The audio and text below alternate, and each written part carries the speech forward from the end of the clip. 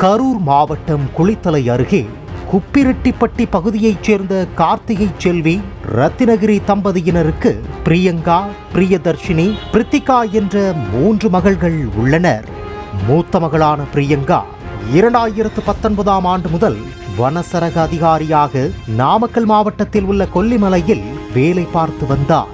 இயற்கையின் மீது தீராத காதல் கொண்ட பிரியங்காவிற்கு ஐ நேச்சுரலைஸ்ட் என்ற இயற்கை தொடர்பான வெப்சைட் நடத்தி வரும் பெங்களூருவைச் சேர்ந்த கார்த்திக் என்பவருடன் இன்ஸ்டாகிராமில் பழக்கம் ஏற்பட்டுள்ளது.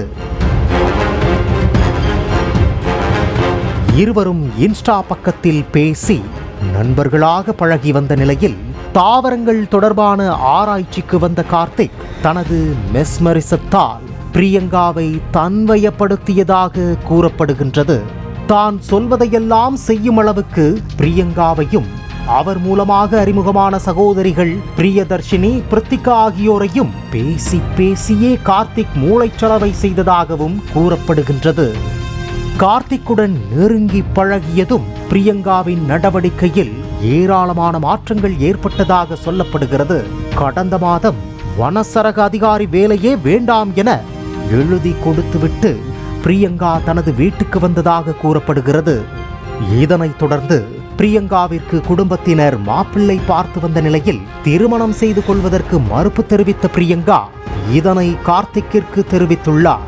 இதனால் கடந்த 11ஆம் தேதியன்று கர்நாடகாவிலிருந்து ராஜஸ்தானைச் சேர்ந்த கிருஷ்மா என்ற பெண்ணை அழைத்து கொண்டு BMW காரில் வந்த கார்த்திக் பிரியங்காவின் வீட்டிற்கு சென்றுள்ளார்.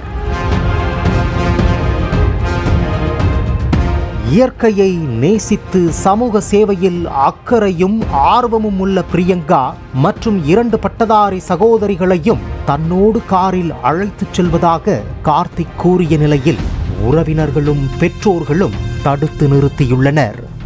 அப்போது அவர்களே எங்களோடு வருகிறார்கள், நீங்கள் ஏன் தடுக்கிறீர்கள் என கூறி தகாத வார்த்தையில் கார்த்திக்கும் அவருடன் வந்த பெண்ணும் திட்டியதாக கூறப்படுகிறது. தங்கள் சொல் பேச்சு கேளாத 3 மகள்களையும் பெற்றோர் அடித்து கண்டித்ததாக கூறப்படுகின்றது.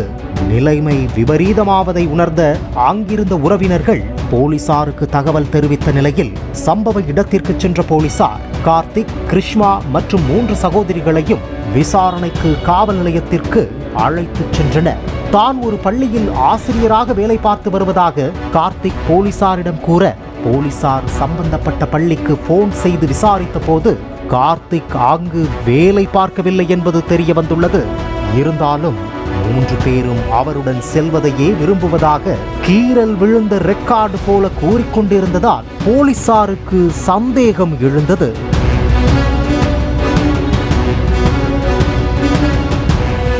பெண்களையும் மூளைச்சலவை செய்து கடத்திச் செல்ல முயன்றதாக கார்த்திக் மற்றும் கிருஷ்மா மீது 3 பிரிவுகளின் கீழ் வழக்கு பதிவு செய்த போலீசார் அவர்களின் BMW காரையும் பறிமுதல் செய்ததோடு இருவரையும் சிறையில் அடைத்தனர்.